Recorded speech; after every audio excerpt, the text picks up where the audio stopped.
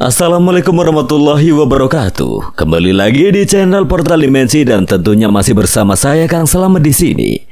Kali ini Kang Slamet akan menceritakan sebuah kisah yang berjudul Lembah Pocong. Cerita ini ditulis oleh Ready Plesetan, dan sebelum kita masuk ke ceritanya, buat kalian yang belum subscribe channel ini, tekan tombol subscribe-nya terlebih dahulu dan tekan tombol notifikasinya agar kalian tidak ketinggalan cerita terbaru dari Portal Dimensi. Dan jangan lupa follow Instagram Portal Dimensi juga. Gak usah berlama-lama lagi, langsung saja kita masuk ceritanya. Lembah Pocong.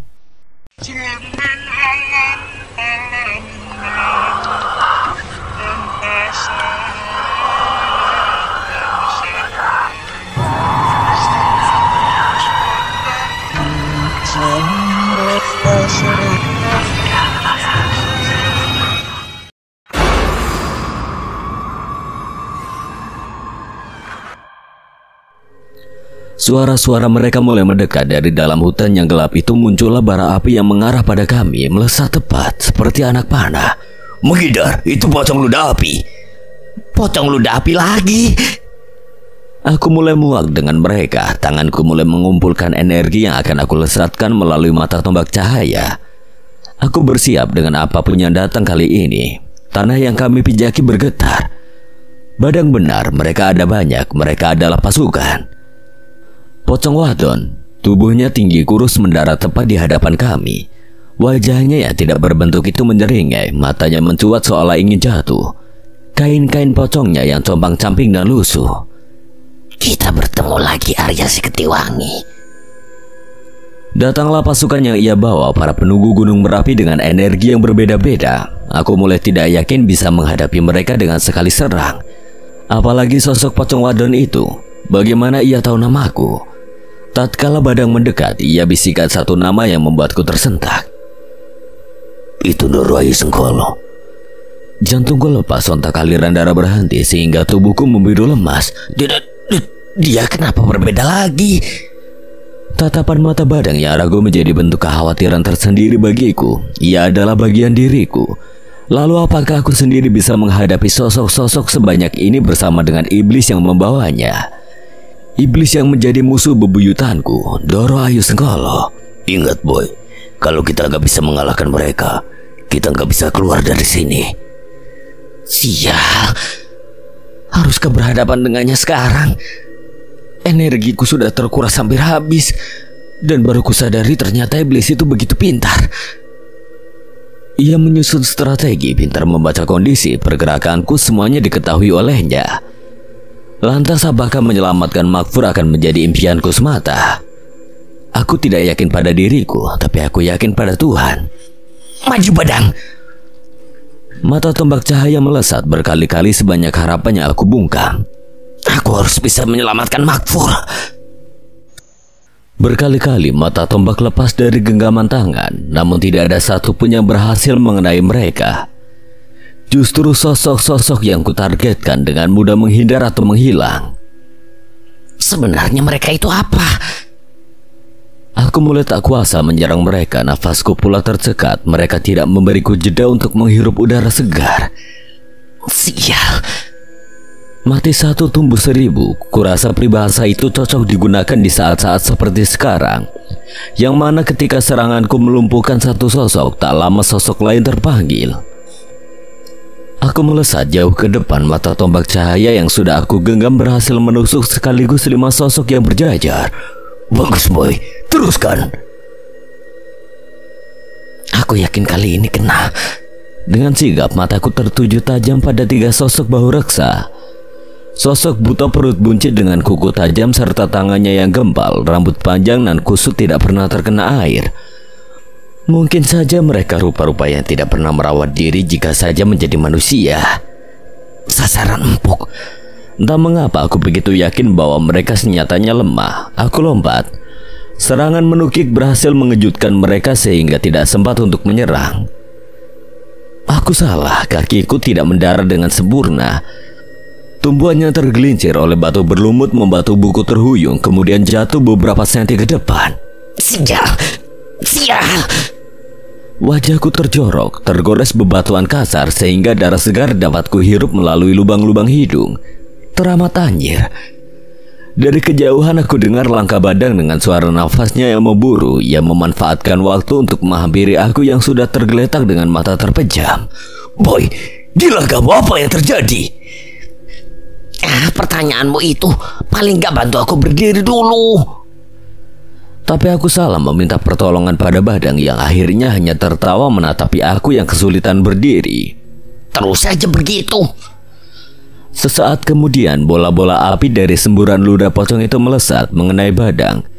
Mimik wajahnya yang menjengkelkan itu seketika berubah. Ia terbungkam menahan sakit manakala punggungnya menjadi sasaran empuk dari semburan pocong ludah api. Sekali lagi ia dihantam oleh bola-bola api. Badang terkapar lemas. Badang melotot padaku. Boy, awas! Tetapi aku tidak sempat menghindar. Ternyata mereka begitu licik mendaratkan serangan ketika aku lengah. Aku ikut terjatuh menerima pukulan bahu reksa. Kurang ajar manusia bodoh. Aku melongo menatapi mereka sambil merangkak mundur mencoba meraih tangan Badang. Mereka kenapa cepat sekali pulihnya? Badang tidak menghiraukan pertanyaanku. Usai pula rintihan sakit yang keluar darinya tadi, ia beranjak menyeka sisa darah yang menempel di sudut bibirnya. Aku yang urus mereka, Boy. Kamu urus yang enteng-enteng saja di sana. Aku tahu ada sesuatu yang jauh lebih berbahaya jika ia bertindak demikian. Aku mengangguk. Kemudian berbalik seraya melangkah dengan cepat. Banyak yang harus disingkirkan sekarang. Boy. Langkahku terhenti. Aku menoleh pada Badang dengan senyuman yang tipis namun getir. Lakukan sebisa mungkin demi Makfur. Aku mengerti sekarang tujuan kami semula memang untuk menyelamatkan Makfur. Tetapi ini lebih dari itu, antara hidup dan mati. Antara masa silam dan masa sekarang. Antara leluhurku dengan Doro Ayu Sengkolo. Semua belum terjawab. Aku berlari mengejar waktu yang terus berjalan maju. Pendakian panjang sudah aku lakukan, sisanya hanya bertahan atau menyerang. Aku harus cepat, waktuku tidak banyak. Malam ini juga aku harus sampai ke tempat yang seharusnya. Lembah Pocong Gunung Lawu, itulah tujuanku. Kalian sosok-sosok yang menghalangiku. Mata tombak cahaya yang kulucutkan melesat kemudian melayang di udara. Kilauannya membuatku begitu yakin, tapi saya meleset meski nyaris mengenai sosok pocong wadon yang ternyata adalah Doro Ayu Sengkolo. Aku menepuk jidat. Kulimpahkan seluruh sumpah serapa yang tidak bisa tertahan. Sial. Aku tidak bisa membaca pergerakan mereka. Kulihat banyak sekali sosok-sosok lain yang berupa-rupa di sini. Energi mereka sedikit demi sedikit bertambah besar. Bahkan aku tidak bisa memastikan apakah mereka benar-benar berasal dari Gunung Merapi atau dari tempat lain yang tidak aku ketahui. Badang kembali melirik ke arahku setelah dentuman akibat mata tombakku meleset. Energi mereka berbeda. Aku tahu, tapi dari mana mereka datang? Badang berusaha membagi fokus. Satu persatu sosok yang mendekat ia hajar habis-habisan. Walaupun begitu, ia masih bisa menghindar. Gerakan Badang yang gesit mencoba membelah jalan untuk mendekat kepadaku. Aku masih belum tahu, tapi waspada saja. Mereka bisa terpanggil sendiri, kata Badang tanpa mengindahkan pukulan yang hendak ia daratkan pada sosok di hadapannya. Aku mengangguk bukan karena sudah mengerti, tetapi agar Badang kembali pada urusannya sendiri. Kobaran api tidak pernah padam dari pergelangan tangan Badang. Tiap kali ia maju, pukulannya selalu menyala-nyala. Giliranku. Kemari bau raksasa sialan. Aku kembali melesatkan mata tombak cahaya. Pertarungan astral ini entah kapan akan usai. Aku merasa kami seperti tontonan menarik di panggung laga dengan Doro Ayu Sengkolo sebagai jurinya. Ia iblis paling keji yang pernah aku temui. Kenapa dia bisa berubah-ubah? Lantas segala pertanyaan tentang Doro Ayu Sengkolo masih saja menghantui pikiranku. Ia yang semula adalah sosok kuntilanak kemudian berubah menjadi iblis yang mana sosok yang sebenarnya beralih lagi menjadi pocong wadon. Tiada habisnya ia mengelabui kami. Sementara itu aku tidak mungkin memaksakan tenaga yang tersisa untuk melawan sampai akhir. Apalagi aku merasa mereka tidak pernah berkurang sedari awal. Badang mustahil menghabisi mereka. Aku harus pergi ke lembah pocong sekarang. Aku berteriak kencang berharap suaraku terdengar, berharap suaraku tidak kalah dengan tawa nyaring Doro Ayu Sengkolo. Di sisi lain, Badang masih berkelahi di sana. Ia dikepung oleh pocong-pocong berludah api dan juga bahu rekso. Tidak hanya aku yang mulai kewalahan, tapi Badang juga demikian. Mata Badang selalu awas, bahkan kuduga ia kesulitan menangkap satu persatu sosok yang menyerangnya. Ini gila boy, mereka tidak berkurang. Aku melompat dengan sikap membantu Badang dengan tangan kosong. Hanya dengan mengandalkan kepercayaan pada Tuhan serta ikhtiar yang selalu menjadi bekal. Aku bertekad menyelamatkan Makfur meskipun harus mempertaruhkan nyawa secara percuma. Aku tahu mereka memang terus-terusan bertambah. Sulit untuk dilawan. Aku tidak bisa melawan mereka lagi. Bisa-bisa aku ikut lenyap kalau begini terus. Tahan sedikit, aku masih bisa menggunakan mata tombak cahaya untuk melawan. Jangan sembarangan boy, gunakan seperlunya. Selagi bisa melawan dengan tangan kosong, lakukan saja. Aku mengangguk walaupun tita itu masuk melalui telinga kanan kemudian keluar melalui telinga kiri.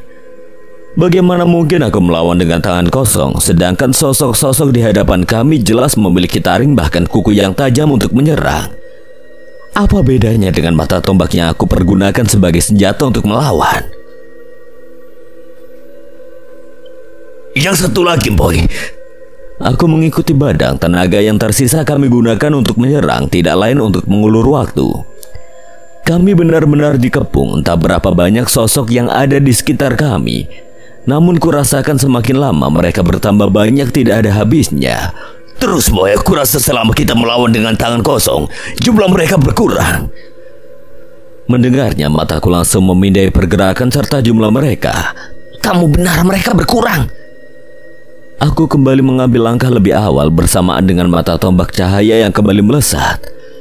Ketika suara dentuman itu terdengar kencang akibat dari mata tombakku yang menghajar tanah, Badang segera membanting wajah. Ia menatap ke arahku dengan tatapan nanar. Boy! Kepala tangan Badang yang masih berapi-api terus didaratkan pada sosok-sosok yang mengepungnya. Naas ia lengah, sebalonjakan energi astral terjadi menyebabkan tubuh Badang terlempar jauh. Badang! Tanganku meraih-raih sesuatu untuk bangkit akan tetapi mustahil. Sosok yang sedari tadi diam memandangi kami kini perlahan mendekat. Ia tundukkan tubuhnya yang tinggi menjulang. Ia menatap dengan bola matanya yang mencuat nyaris jatuh. Mau kemana Ketiwangi? Suara Doro Ayu Sengkolo menggelegar menggetarkan hati bahkan seisi hutan. Kau akan menjadi santapan lezatku di lembah pocong nanti, Arya. Sosok pocong wadon perwujudan Doro Ayu Sengkolo semakin mendekat. Baru kali ini seumur hidupku kusaksikan wujud pocong yang berkali-kali lipat lebih menyeramkan. Tubuhnya kurus dan tinggi mendarat lalu menindihku yang sudah terkapar lemas. Tak sempat aku bangkit, hanya bisa berusaha merangkak hendak menghampiri Badang. Rasanya seluruh organ tubuhku dipaksa keluar sebab menerima beban yang sungguh berat. Tidak bisa kukira-kira, tapi beratnya tidak setimpal dengan Gendisara. Aku di ambang batas kematian, nyawaku di ujung tanduk sekarang. Sakit. Lolonganku memecah keheningan hutan. Tak lama setelahnya suaraku tercekat. Apa masih ingin melawan? Menyerahlah pada takdirmu menjadi Ketiwangi. Sebagai keturunan leluhur Adiwilangga. Adiwilangga. Jangan sembarangan sebut namanya, iblis bodoh. Aku menggertak manakala ia menyebut nama sang leluhur. Bahkan aku tak segan menghabisi Doro Ayu Sengkolo saat ini juga jika ia kembali menyebut nama Adiwilangga sembarangan. Ia seorang guru, jauh lebih sakti dan mulia dibanding aku. Tak sepantasnya, tidak seharusnya pula Doro Ayu Sengkolo menyebut-nyebut namanya bersamaan dengan penghinaannya terhadapku. Mau apa kau, Arya si Ketiwangi? Aku mendongak menatap bagaimana lusuhnya kainnya tidak lagi putih. Lendir-lendir hijau kecoklatan serta bau busuk yang menyeruak membuatku muak dan mual. Aku bukan hanya tersiksa karena menerima beratnya pocong wadon perwujudan Doro Ayu Sengkolo, tetapi juga tersiksa karena bau busuknya. Kurang ajar. Lihat saja aku bakal menghabisimu nanti. Menghabisiku setelah ini, setelah pendampingmu mati, Arya. Seketika kilatan cahaya menuju tepat ke arah Badang tanpa sadar. Baru kusadari lecutan-lecutan cahaya yang menyerang kami sedari tadi ternyata berasal dari Doro Ayu Sengkolo, juri dari pertontonan laga yang sedang ia saksikan. Boy! Badang dengan wajah bengisnya menyadari keberadaanku sedang dalam bahaya, akan tetapi aku hanya bisa pasrah. Manakala aku bisa menangkap suara detak jantung yang melambat, tubuh yang berangsur kehilangan panasnya, kemudian pembuluh darah yang terhenti akibat tidak mendapat suplai oksigen yang cukup. Dari sinilah aku simpulkan kematianku sudah dekat. Tapi Makfur, terimalah takdirmu sebagai Ketiwangi. Ikutlah aku ke lembah pocong. Apa yang kau inginkan, iblis sialan? Aku memekik dengan lantang, namun seiring berjalannya waktu, tenagaku semakin terkuras dengan sendirinya. Walaupun aku tidak mendapat serangan atau sama sekali tidak menyerang. Aneh. Rasakan, Arya. Rasakan. Pocong wadon perwujudan Doro Ayu Sengkolo itu tertawa puas. Suaranya begitu nyaring, menimbulkan siulan angin kencang yang siap menerpa segala sesuatu yang ada di sana.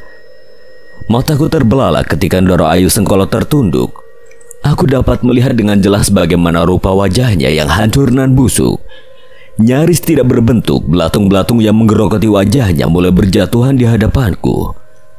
Aku bergidik ngeri, nyaliku tiba-tiba ciut. Kau bertanya apa yang aku inginkan, Arya si Ketiwangi? Dibalasnya lagi dengan senyuman menyeringai, kemudian ia kembali mendongak menatap satu kilatan cahaya yang hendak jatuh di hadapan kami. Sedang mataku tidak luput darinya. Aku tidak mengira sesuatu yang datang adalah mara bahaya yang lebih besar. Apa itu? Ketika mataku terbelalak, mulutku menganga lebar, barulah cahaya itu menghilang dengan sendirinya. Tanpa aba-aba, suara yang mengejutkan datang. Sesuatu melesat bagai meteor yang menghantam Doro Ayu Sengkolo. Sosoknya sontak terlempar lalu menabrak pepohonan. Kurang ajar. Berani-beraninya kau menaklukkan sosok di sini.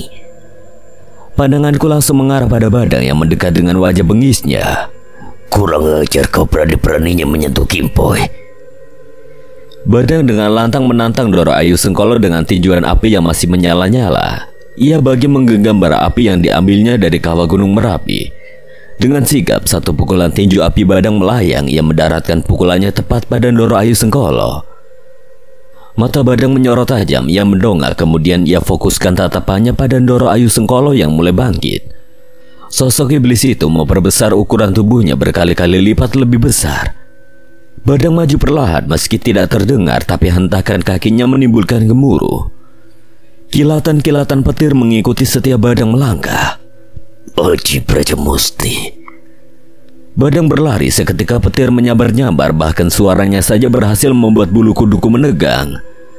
Pertarungan astral yang sengit sehingga Badang harus mengerahkan satu ajian yang menguras banyak tenaga. Teriakan yang teramat nyaring terdengar dari sosok pocong wadon. Ia menghilang menjadi debu mendapatkan serangan berupa Aji Brajamusti dari Badang. Tepat ketika ia menghilang, sosok-sosok yang ia bawa pun berangsur hilang. Aku mulai bisa memahami apa yang terjadi sekarang. Doro Ayu Sengkolo merupakan sumber tenaga dari segala sosok yang mengepung kami. Dengan begitu, aku menemukan sasaran empuk untuk menyerang, tetapi yang menjadi masalah, kapan dia bisa lengah? Nafasku memburu, nyaris tidak beraturan. Detak jantungku pun demikian. Perjalanan kali ini benar-benar gila. Tenagaku dikuras habis-habisan, sementara Badang sudah babak belur di sana. Sekujur tubuhnya penuh bekas luka. Meskipun bisa memulih dengan sendirinya, namun serangan yang mengarah pada Badang secara tidak langsung dapat aku rasakan. Badang menoleh. Ia segera meraih tanganku. Cepat bangun, aku tahu sesuatu. Ia mengatur nafas yang tersengal-sengal. Aku bangkit sambil merasakan nyeri seluruh tubuh yang tidak dapat aku tahan. Mereka terus-terusan datang. Badang berlari dengan menarik tanganku. Segala medan kami terjang. Begitu pula aku memaksakan diri untuk tidak mengindahkan segala sesuatu yang menggores kakiku. Dengus kasar terdengar kencang dari Badang. Aku tahu, itulah yang ingin aku katakan. Apa maksudmu? Badang tidak membalasnya. Ia melepaskan genggamannya, kemudian melompat pada dahan tinggi sembari memberi anggukan sebagai isyarat. Kami harus tetap waspada menanti kedatangan Doro Ayu Sengkolo lagi. Sementara itu kuhabiskan sisa tenaga untuk melawan mereka, begitu pula Badang. Ia bagian dariku, energi kami jelas terhubung. Dengan begitu aku lebih cepat merasa lelah. Berkali-kali mata tombak cahaya melesat, tetapi tidak ada satupun yang mengenai mereka. Jangan habiskan tenagamu, boy. Ingat. Badang berteriak dari kejauhan. Di saat-saat yang sama aku merasa tidak berguna. Mereka bukanlah sosok yang lemah, namun sosok-sosok terdahulu, sosok-sosok dengan energi tingkat tinggi. Dan kurasa mereka lah bagian dari mistisnya Gunung Merapi. Di sini Gunung Merapi, Doro Ayu Sengkolo dengan sosok-sosok yang ada di sini membuatku merasa demikian. Badang benar, Doro Ayu Sengkolo berhasil menaklukkan mereka yang tersembunyi, tertidur, bahkan dari lubang terdalam sekalipun. Badang, tahan! Mereka bukan sembarang sosok. Aku meyakinkan langkah. Gelang yang bercahaya semakin terang menjadi mata tombak terakhir yang akan aku lucutkan. Dari kejauhan Badang menatapku lekat, kemudian mengangguk. Tak lama ia daratkan lagi beberapa tinjuan api guna melemahkan mereka. Tepat pada waktunya mata tombak cahaya terakhir sekaligus energi terakhir yang aku lesatkan. Sebuah cahaya yang begitu terang menghantam mereka. Kobaran api membakar mereka disertai pusaran angin yang mengepung. Terdengar pula teriakan pilu yang mengiringinya. Aku tahu sesuatu, boy. Badang berdiri tepat di sampingku. Ia tatap kobaran api yang membakar mereka satu persatu. Mereka bukan sembarang sosok yang diutus Doro Ayu Sengkolo untuk melawan kita. Tapi lebih tepatnya mereka terpanggil karenamu. Lalu apa maksudmu? Mereka terpanggil karena gelang yang kamu pakai. Ternyata itu taktik Doro Ayu Sengkolo untuk melemahkan kita dengan mudah. Gelangmu, energi yang terserap dari gunung ke gunung membawa entitas asing. Jadi aku salah? Lemas kakiku tidak bisa lagi menopang berat tubuh. Aku terduduk lesu, meratapi apa yang sudah aku lakukan. Sementara itu Badang mengangguk. Bukan salahmu, tapi kita yang lengah. Doro Ayu Sengkolo menggunakan gelangmu sebagai perantara. Apa kamu tahu dari mana cahaya yang berkali-kali datang? Aku pun menggeleng, namun aku mengingat betul tiap kali cahaya itu datang dan menghantam, tapi sesekali menghilang dengan sendirinya. Apa maksudmu itu juga karena gelangku? Ya, lebih tepatnya karena kamu menyerang. Apa maksudmu? Dengar dulu, boy. Amarahku melonjak. Aku benar-benar tidak mengerti sudah melakukan kesalahan fatal. Yang kamu lesatkan itu mata tombak cahaya dari energi entitas asing, boy. Badang melotot, wajahnya memerah. Ia benar-benar geram sekarang. Sampai saat ini kamu mengerti? Ia menepuk jidat, kemudian berbalik membelakangiku. Jelas mereka terpanggil karena energi entitas asing itu keluar, boy. Barulah aku mengerti maksud Badang. Apa yang bisa kita lakukan sekarang? Aku tidak mungkin mengandalkan kamu saja. Tidak banyak waktu, boy. Dia datang. Badang kembali melompat pada dahan tinggi. Ia tidak mengindahkan aku yang masih kebingungan harus berbuat apa. Aku harus apa? Diam atau menghindar. Pokoknya jangan menyerang dengan mata tombak cahaya. Pakai tangan kosong. Gemuruh, keadaan di sekitar kami kembali mencekam. Ditambah dengan gemuruh langit seolah-olah menyambut sesuatu besar yang akan datang. Tepat di balik kobaran api yang padam, hadir sosok pocong wadon dengan perawakannya yang bertambah besar. Ia jauh lebih besar dibanding semula. Gila. Tidak hanya itu, entah bagaimana caranya ia kembali memanggil puluhan pocong berludah api yang siap memanggang kami. Dengan tawanya yang melengking, Doro Ayu Sengkolo memuntahkan isi mulutnya berupa semburan ludah api.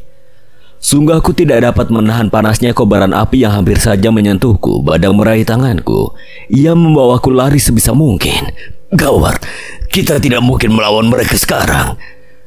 Badang terus membawa langkahku semakin masuk ke dalam hutan. Entah di mana keberadaan kami sekarang dan entah di mana keberadaan Mbah Gendir.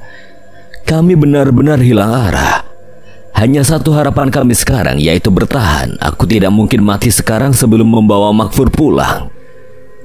Jalanan terjal kemudian menurun, terus aku lalui bersama Badang. Bahkan nafas kami yang semula terdengar bersaut-sautan kini hening. Kalau terus-terusan melawan, kamu gak bakal bisa sampai ke tempat yang seharusnya.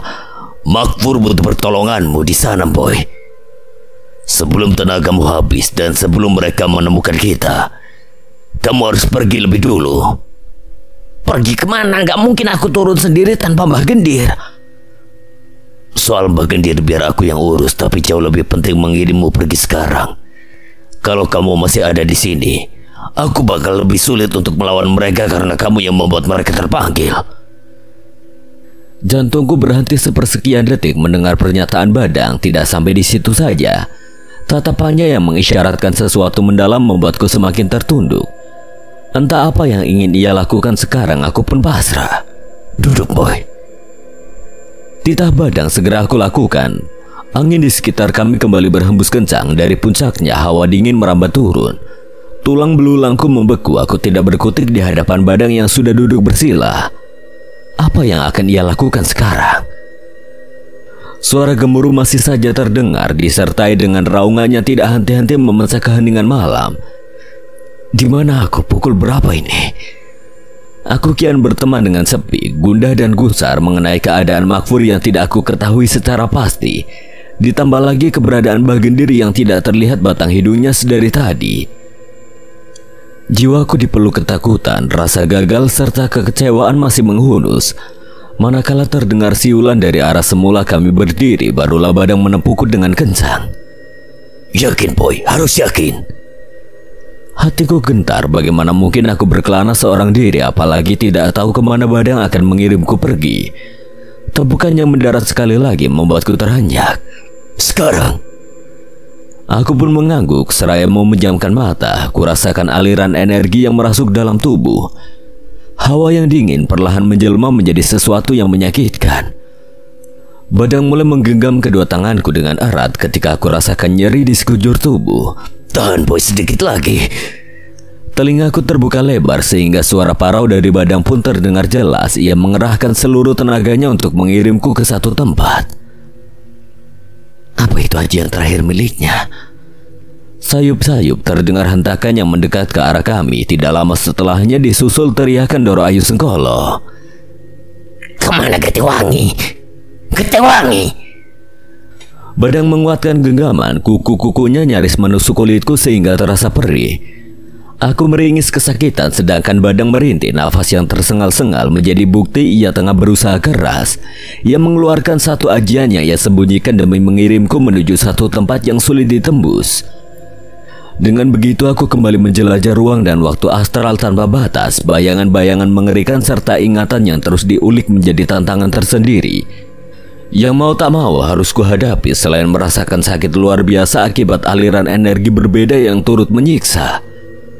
Aku menjerit dengan lantang, jiwaku ditarik menuju dimensi tanpa batas, diambang di antara dimensi nyata dan dimensi astral.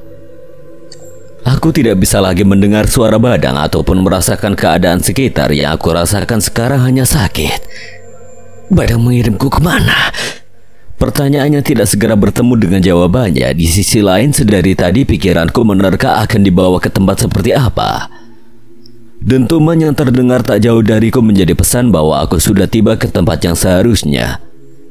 Perlahan mataku terbuka, sedikit kabur, pandanganku tertuju pada hamparan rumput luas dan gersang. Atmosfer yang jauh berbeda membuatku merasa engap. Di sini panas dan gelap. Apa aku di lembah pocong? Gawat, mereka datang. Kedatangan Doro Ayu Sengkolo menggetarkan seisi hutan. Sosoknya yang menjadi pocong wadon dengan pasukannya kembali mengepung Badang. Aku tidak mungkin melawan mereka. Kemana Getewangi? Pepohonan tinggi tidak sebanding dengan sosok pocong wadon Doro Ayu Sengkolo yang semakin menyeramkan.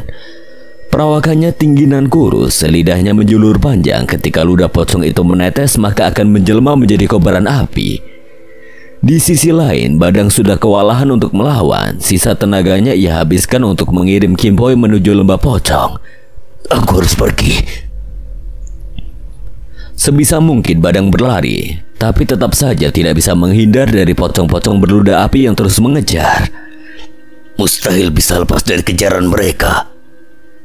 Tepat di hadapan Badang, satu pohon tiba-tiba tumbang.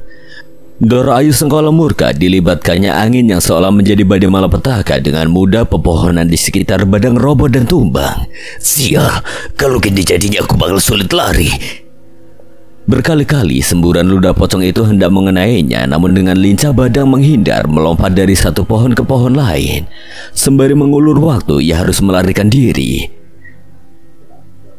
Mau kemana kau, Badang? Burung kedasi berterbangan, lalu bersiul kemenangan. Doro Ayu Sengkolo, iblis keji yang tidak segan-segan menghabisi Badang saat itu juga.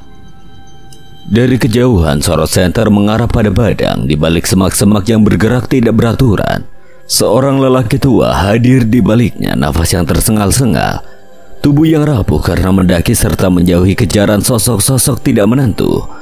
Kemudian matanya memindai seisi hutan. Ada yang aneh di sini. Ia kembali melangkahkan kaki, suara-suara dentuman turut mengundang rasa penasarannya. Manakala ia sibak sebuah semak bagai tirai yang menutupinya, ia terhenyak menyaksikan bola-bola api yang melesat lalu hilang. Pertarungan astral.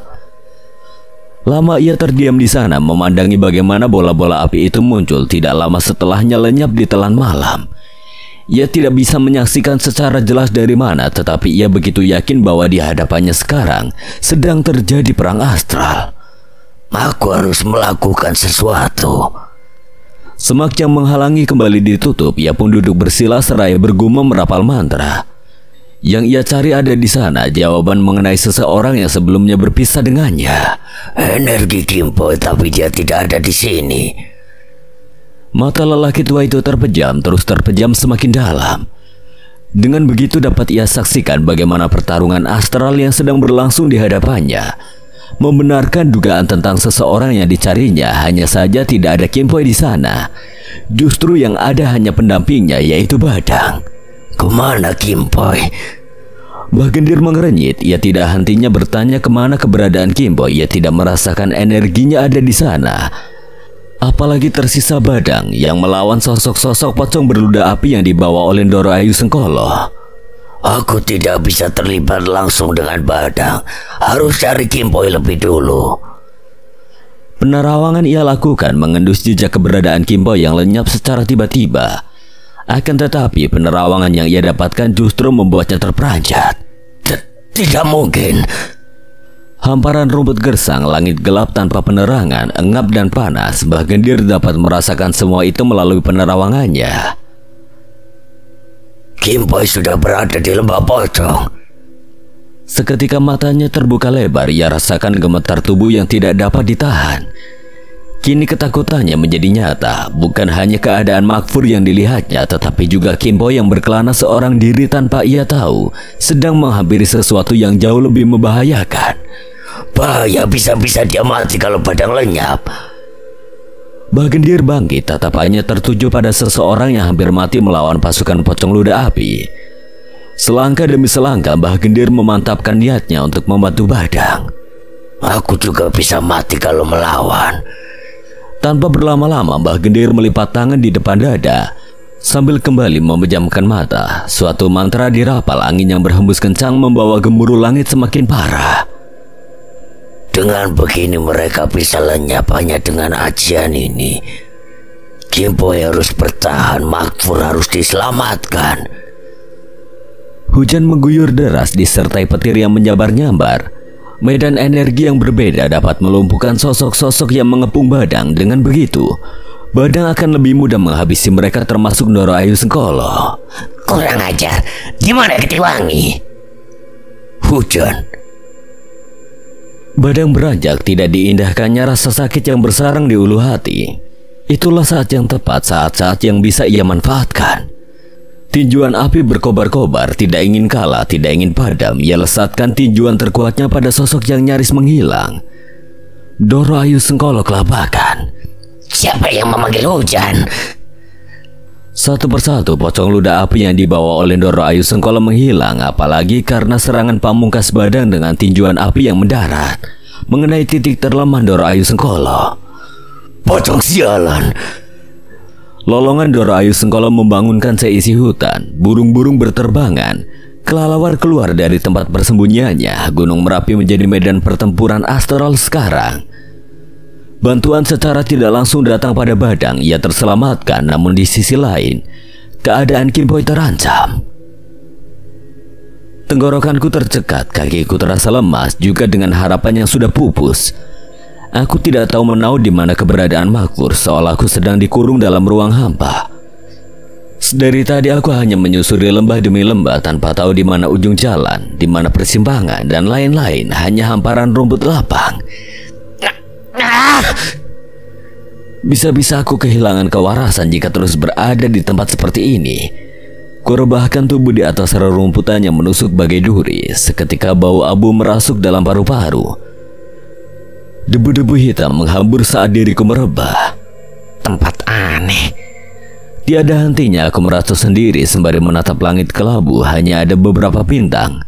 Lalu setengah wajah bulan. Jalanku begitu gelap sekarang, tanpa seseorang yang menuntun, tanpa peta, tanpa senter. Aku tidak tahu kemana perginya cahaya yang kujadikan genggaman. Paling jatuh, tapi sekarang aku butuh. Jauh di hadapanku, kepulan asap bagai kabut datang secara tiba-tiba. Kabut?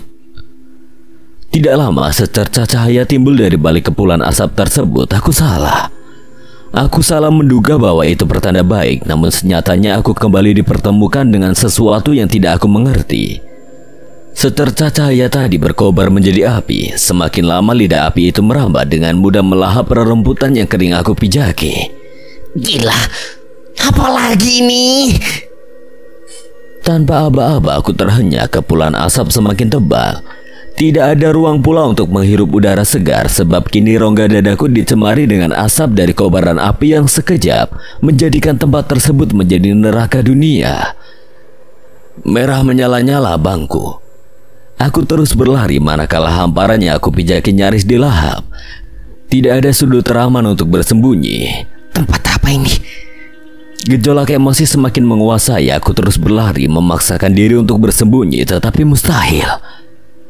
Suara arangan pun terdengar dari segala penjuru. Aku tidak bisa menerka sosok apa dan dari mana ia akan tiba. Tetapi yang pasti suara arangan itu berasal dari sosok yang aku tahu. Pocong ludah api. Benar saja, kobaran api yang menyala-nyala itu memanggil sosok penunggu yang sebenarnya. Dan kini aku pastikan keberadaanku ada di Gunung Lawu. Aku sudah tiba ke tempat yang semestinya, tempat di mana Makfur dikurung. Ini lembah pocong. Mataku mengerjap berkali-kali, kemudian tiap kerjapan muncullah satu pocong. Dalam sekejap mereka bertambah banyak. Aku dikepung lagi. Mereka adalah penjaga lembah pocong yang kini berubah menjadi neraka dunia. Merah menyala bangku. Lidah api melahap seluruh lembah yang semula hamparan rumput kering. Nyaliku semakin ciut, jantung yang kembali dipicu kencang, kaki yang lemas aku paksa lari. Seiring aku melangkah, semburan ludah api dengan sigap mereka lontarkan. Aku mencoba menyamai langkah Badang yang selalu terbayang di pikiran. Bagaimana gesitnya ia menghindar serangan taktik yang ia gunakan untuk mengecoh lawan. Semua sudah kulakukan, akan tetapi sekuat tenaga aku berlari tidak bisa lepas dari kejaran mereka. Gimana bisa lari orang mereka melayang? Sial! Benar-benar sial, mereka lebih daripada itu. Haruskah aku berhadapan dengan mereka sekarang? Entah, aku tidak tahu. Aku kehilangan seluruh tenaga dan pikiran, yang tersisa hanya keinginan untuk bertahan. Mana mungkin di tempat kayak gini gak ada persembunyian? Sudah berapa ratus meter aku berlari, tidak ada sedikit pun sisi teraman untuk bersembunyi. Aku semakin tidak mengerti tempat seperti apa yang sedang aku jelajahi. Gelap, kurasa hanya satu sisi lembah yang tersisa dan belum terbakar habis. Entah bagaimana caranya rasa penasaran itu muncul. Ku tatap sebuah lembah yang ada di hadapanku. Masih sama, tidak ada apapun di sana, hanya hamparan rumput kering. Namun rasa penasaran serta keyakinan itulah yang mengantarkanku untuk pergi ke sana. Ya Tuhan, aku di mana? Aku hampir putus asa mencari keberadaan Makfur, akan tetapi senyatanya sang pencipta lebih tahu dengan jalan takdir makhluk ciptaannya. Tak lama setelahnya terdengar suara teriakan seseorang yang aku kenal. Tolong Mas Arya, tolong! Suara nyaring terdengar tidak jauh dari lembah yang sedang aku tuju. Itu suara Makfur. Tuhan menjawab kegusaranku dengan memberi petunjuk untuk terus bertahan. Kupercepat langkah menuju lembah, mataku segera memindai keadaan sekitar. Tidak ada pocong ludah api yang sedari tadi menjaga lembah sebelumnya. Bagus, kalau gini aku bisa cari di mana Makfur. Tanpa berlama-lama, aku duduk dengan nyaman di atas rerumputan kering yang kembali menusuk bagai jarum. Dengan mata terpejam, ku yakinkan niat untuk mencari satu nama yang membawa langkahku tiba di sana. Makfur. Indra pendengaran aku tajamkan, sayup-sayup dapat aku tangkap suara Makfur yang lebur bersama siulan angin.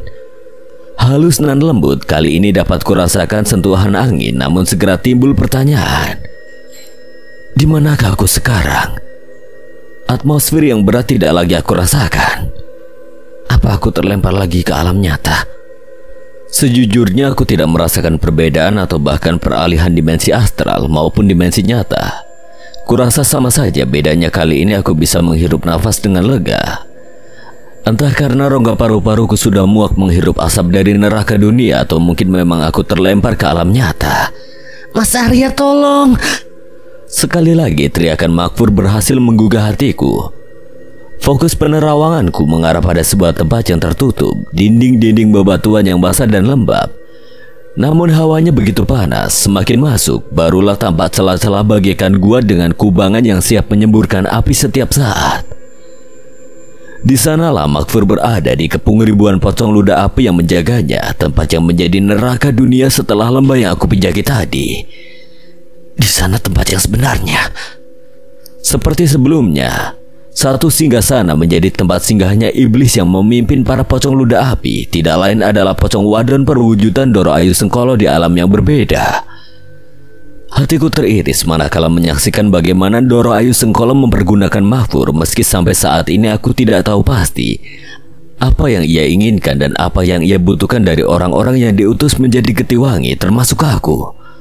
Sementara itu keadaan Makfur sangat memprihatinkan. Anak lelaki itu terus melolong meminta pertolongan. Perawakannya sudah kering, daging di tubuhnya seolah menjadi sumber makanan bagi ribuan pocong sekaligus Doro Ayu Sengkolo di sana. Mereka para iblis. Sampai di sana penerawanganku terhenti manakala terdengar gemuruh langit yang datang secara tiba-tiba. Ingatan-ingatan samar mengenai Makfur langsung pudar. Aku terhenyak. Kelabakan melihat langit kelabu yang sudah menyala-nyala karena kilatan petir menyambar. Bukannya senang, aku justru merasa aneh, ditambah lagi dengan gelangku yang menyala terang. Ada sosok lain yang datang. Tak lama setelahnya, lidah api yang membakar lembah pertama sampai pada lembah yang kini aku pijak sebagai tempat pelarian. Sial, apa lagi ini? Kepulan asap tebal kembali merenggut udara segar yang seharusnya dapat aku hirup. Mau pergi kemana Arya si Getiwangi? Mendengar suara itu, mataku sontak melotot. Ketakutanku menjalar dari kaki hingga kepala. Kali ini aku tidak dapat menahan getaran hebat akibat kedatangan sosok yang sudah lama menjadi musuh bebuyutan leluhurku. Mau apa lagi? Aku berteriak mencoba menantang meski senyatanya aku ketakutan. Sedari tadi mataku mencari keberadaan sosok yang terus-menerus mendengus kasar. Begitu pula keberadaan Doro Ayu Sengkolo yang wujudnya kasat mata. Aku di sini. Ku banting wajah ke kanan ketika suara itu benar-benar aku dengar dari sisi kanan. Di sini Arya. Namun aku tidak mendapati Doro Ayu Sengkolo berada di sekitarku sama sekali. Pengecut! Iblis pengecut, perlihatkan wujudmu! Di mana kau? Cepat keluar! Pusaran angin mendekat membawa kobaran api semakin menjilat-jilat. Kurang ajar. Tumpuan kaki aku perkuat. Satu energi yang terkumpul segera aku genggam erat. Mata tombak cahaya menanti pemiliknya. Kamu tidak akan bisa menemukanku, Arya. Mas Arya, tolong!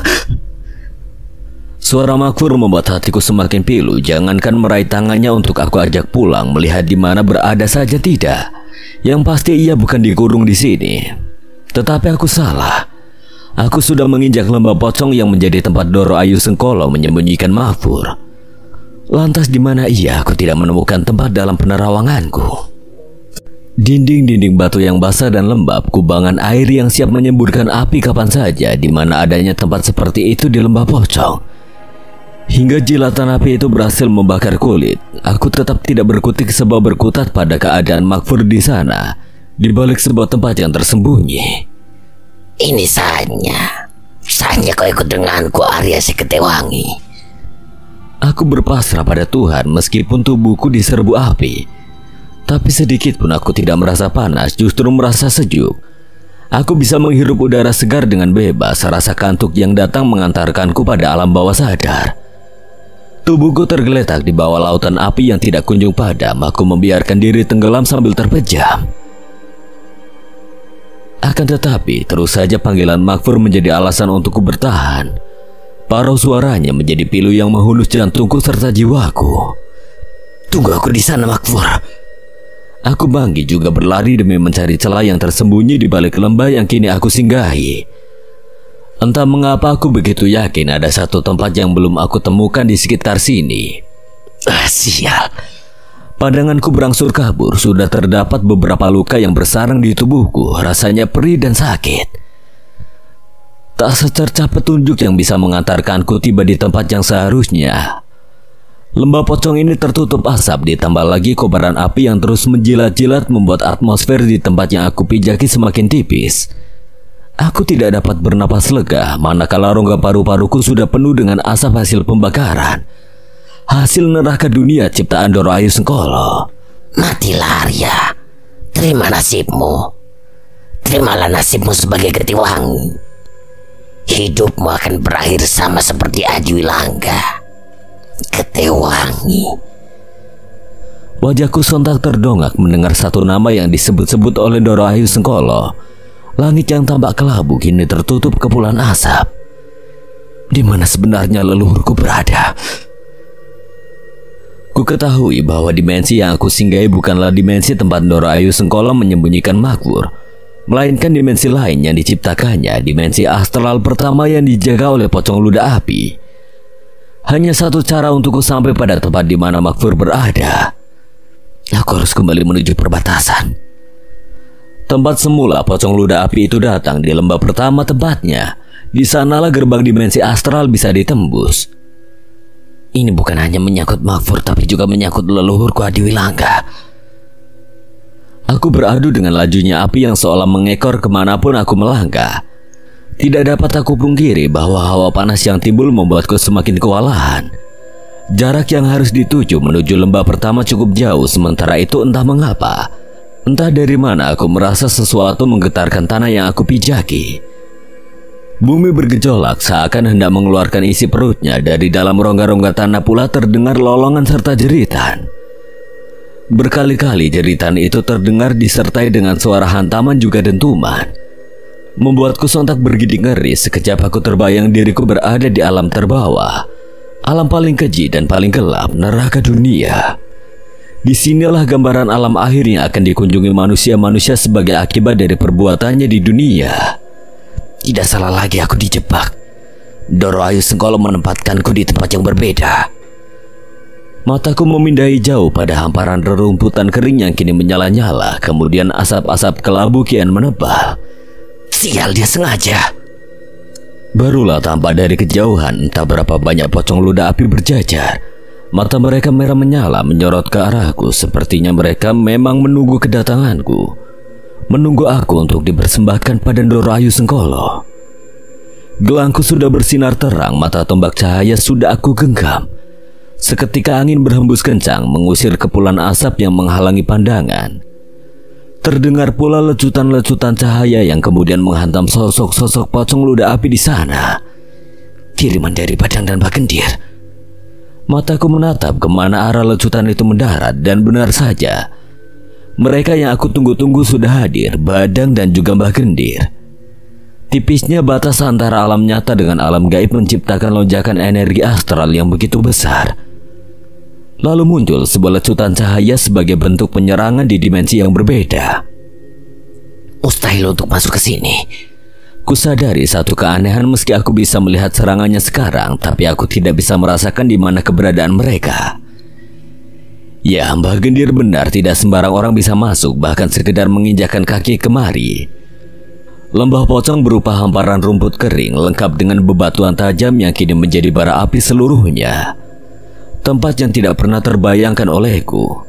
Dari tadi, tidak henti-henti bibirku bergerak melantunkan ayat-ayat suci Al-Quran sebagai pertolongan. Walaupun nyaliku gentar, tapi aku yakinkan bahwa Tuhan senantiasa menyertai hamba-hambanya. Lalu ketika langkahku berada tepat berhadapan dengan sosok-sosok pocong ludah api yang menjaga perbatasan, dengan mengucap bismillah, mata tombak cahaya aku lesatkan. Bismillah, kalau Tuhan mengizinkan pasti aku bisa membawa Makfur pulang. Mata tombak cahaya lepas dari genggaman tanganku, begitu pula aku yang tidak bisa lagi menahan panas yang terus-menerus memancar di sekitar. Apa kali ini aku benar-benar akan bertemu malaikat maut? Mataku masih lekat, memastikan bahwa tombak itu mengenai tepat pada sasaran. Perkumpulan pocong-pocong ludah api yang berjajar menjaga perbatasan, seharusnya mereka bisa musnah terkena seranganku. Kau yang akan musnah, Arya. Tatkala suara itu terdengar yang aku tahu berasal dari Ndoro Ayu Sengkolo, serangan mata tombak cahaya yang aku lesatkan ditangkis dengan mudahnya. Entah jatuh kemana, namun titik jatuhnya teramat jauh dari tempat yang aku jadikan target. Tidak aku sangka pula jatuhnya mata tombak cahaya itu menimbulkan lonjakan energi astral semakin besar. Bak sebuah bom yang dijatuhkan dari ketinggian, suara dentuman begitu dahsyat disusul dengan angin kencang yang menyapu apa saja di sekitarnya. Begitu pula pocong-pocong ludah api yang sekejap menghilang, aku pun terpental. Debu-debu berterbangan menutup seluruh pandanganku, membuatnya semakin kabur, akan tetapi mataku masih memicing. Kulihat secerca cahaya yang kontras muncul secara tiba-tiba. Kemunculannya menghempas seluruh debu yang menghambur. Seorang lelaki berwajah gagah dengan baju zirah bersama mahkota di kepalanya. Hadir di balik kepulan debu, ia adalah Astabrata. Sontak aku terhenyak, Astabrata tidak hadir seorang diri yang lebih membuatku takjub. Manakala tiba seorang lagi di balik tubuhnya, pancaran sinar emas lebih terang dari Astabrata, membuat jantungku bergetar sepersekian detik memandanginya. Dalam sekejap aku mendapatkan kesadaran, aku bisa melihat dengan jelas bagaimana perawakan seseorang yang dibawa Astabrata. Ia tidak lain adalah Adiwilangga, seorang leluhur yang menjadi satu garis keturunan denganku. Dengan begini dapat aku akui aku memiliki darah murni si Ketiwangi. Bangun, bukan waktunya untuk diam. Astabrata memeki kencang, ia ulurkan jabatan tangan kemudian membantuku bangkit selepas terkapar lemas. Aku langsung mendapatkan sengatan, energi mereka jauh berbeda, lantas timbul satu pertanyaan. Bagaimana kamu bisa hadir kemari? Bukannya tempat ini sulit untuk dikunjungi? Astabrata terkekeh, ia banting tanganku sebegitu kencangnya sehingga membuatku meringis kesakitan. Aku tahu itu hanya caranya bergurau, namun sedikit berlebihan. Mata Astabrata yang tajam menatap bagaikan elang, begitu pula seseorang di belakangnya dengan perawakan gagah. Ia lempar senyum yang menawan. Ndoro Ayu Sengkolo benar, Arya. Terimalah takdirmu. Terimalah takdirmu menjadi Ketiwangi. Hatiku terhunus, hendak menghela nafas lega, namun badai belum juga usai. Masih banyak yang harus diselesaikan, apalagi persoalan yang utama menyelamatkan Makfur tentunya. Di mana dia menyembunyikan Makfur? Dua lelaki yang aku segani saling beradu pandang, tersirat sebuah senyuman tipis sebagai jawaban yang hanya dimengerti oleh keduanya. Tak lama setelahnya, Adiwilangga menyentuh pundakku. Tiba-tiba aku merasakan nyeri. Sentuhan itu lebih tepat aku rasakan seperti tertimpa baja begitu berat. Aku meleguh, mataku terpejam seraya menggigit bibir untuk menahan nyeri. Setelah ini, kau akan tahu di mana Makfur berada, Arya. Suara Adiwilangga merasuk dalam telingaku. Itulah yang kubutuhkan sedari tadi. Seseorang yang bisa menuntunku menuju tempat yang seharusnya. Inilah saatnya nyawa kami berada di ujung tanduk. Meski demikian, tanggung jawab tidak mungkin aku lepas begitu saja. Aku masih harus menyelamatkan satu nyawa, walau pada akhirnya akulah yang menjadi taruhannya. Makfur harus pulang. Makfur harus pulang.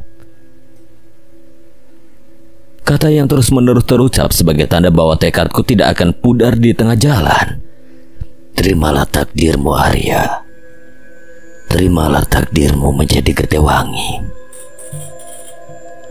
Aku sebagai Getewangi keturunan leluhur memegang tanggung jawab besar terhadap nyawa seseorang. Namun ini bukan hanya persoalan segelintir nyawa, tetapi juga tentang keberlangsungan menjadi keturunan leluhur. Mau tidak mau sampai kapanpun hidupku akan terus berdampingan dengan sosok yang selalu mengintai. Kemanapun aku berada, Ndoro Ayu Sengkolo selalu mencari cara mencari sandungan batu manakala aku lengah. Dua tepukan kembali mendarat. Kurasakan aliran energi yang berbeda sekaligus. Satu dari Astabrata, satu lagi dari Adiwilangga. Dengar, Arya. Ketika terdengar lagi dentuman dari arah sana, fokuskan pada tempat yang sempat kau singgahi dalam ingatan.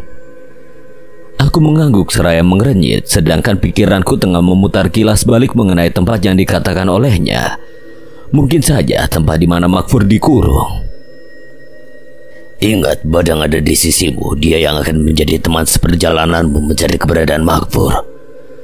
Aku tersentak mendengar namanya. Kehadiran Badang semakin terasa sekarang. Seketika satu tepukan lagi mendarat, kali ini bertambah kencang. Terdengar sayup-sayup suara paruh seseorang yang aku kenal. Aku tahu. Aku sudah menemukan di mana tempat Makfur dikurung, boy. Jangan buka mata, terus saja terpejam. Aku yang akan mengirimmu menuju tempat itu. Ingat, jangan buka mata.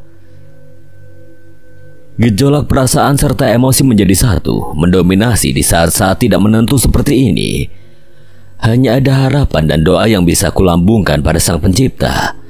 Keberadaan Badang, Astabrata, bahkan Adiwilangga sekalipun tidak menjamin aku bisa selamat di alam yang berbeda nanti. Namun dengan bantuan mereka aku lebih yakin. Sekarang, Badang. Badang sontak menghentakkan kedua tangannya. Ia mendorong tubuhku ke depan. Sementara itu entah Astabrata atau Adiwilangga menahan dari depan. Aku terhuyung, namun tidak lama setelahnya aku merasa sakit luar biasa. Tubuhku seperti dicabik-cabik. Aku selalu bertanya-tanya apakah Meraga Sukma akan terus merasakan sakit yang sama. Nyaris aku tidak bisa menahan rasa sakitnya. Mulutku sudah terbuka lebar, seluruh isi tubuhku keluar setelah merasa dicabik-cabik cukup lama. Sontak bau anyir menyeruak. Tahan, boy, tahan. Badang semakin menguatkan dorongannya, sementara Astabrata atau Adiwilangga juga melakukan hal yang sama dari arah berlawanan. Aku benar-benar diambang kematian, nyawaku di ujung tanduk sekarang. Lantas apakah aku masih bisa bertahan? Sayup-sayup terdengar lagi teriakan Makfur yang begitu pilu. Tidak lama setelahnya teriakan tersebut menghilang. Tatkala erangan Badang begitu menyakitkan, diikuti pula oleh Astabrata dan Adiwilangga. Semburat cahaya emas melaju menembus kelopak mataku. Aku sedari tadi masih terpejam merasakan gejolak luar biasa yang aku alami selama penjelajahan dimensi. Ruang tanpa batas, waktu maupun tempat. Teriakan mereka larut-larut dalam erangan-erangan sosok pocong ludah api. Satu entitas yang mulai aku rasakan keberadaannya. Kurasa tidak hanya satu, namun banyak. Aku tidak yakin berapa jumlahnya sebab energi mereka berbeda-beda.